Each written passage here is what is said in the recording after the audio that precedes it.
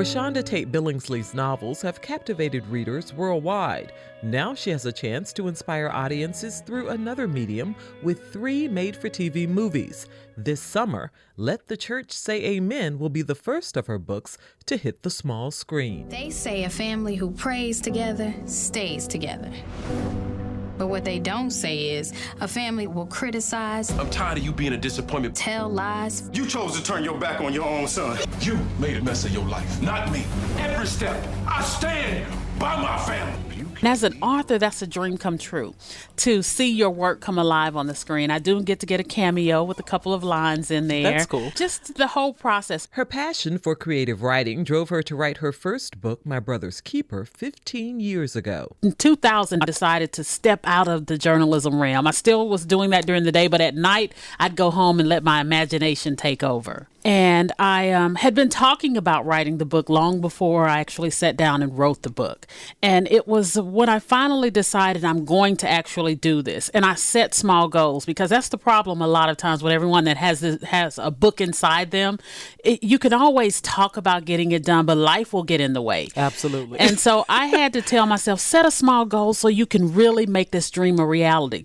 Billingsley is excited about her latest release. Mama's Boy is kind of a rip from the headline story. It is actually about a woman whose son is videotaping a confrontation with police. She has a 16-year-old African-American son, and he and his friends are hanging out when they're accosted by a police officer. When all is said and done, he accidentally shoots the police officer.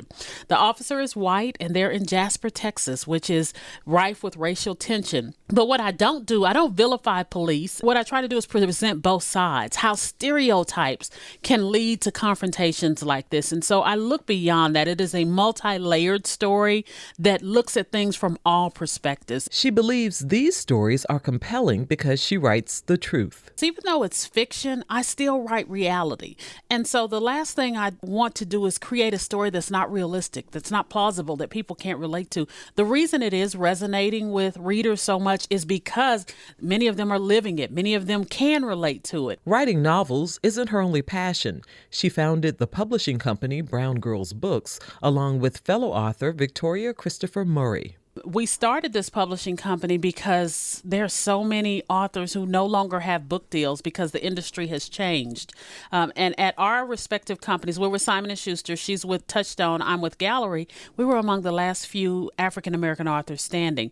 And that was not because we're the most talented, it's just the industry has changed. And so what we wanted to do was give those established authors a chance to have their voice to be heard and to introduce the world to new authors. And she shares her path to writer success.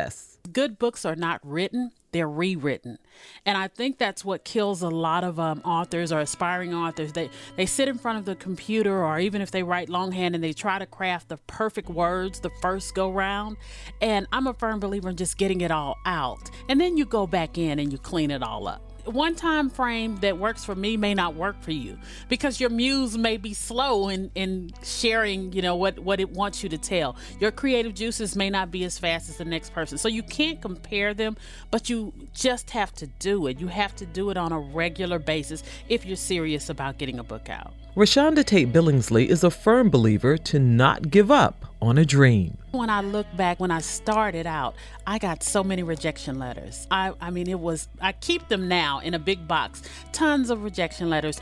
I always think back, if I had let those rejection letters validate me or stop me, I'd still be somewhere waiting to realize my dream. For Another View, I'm Lisa Godley.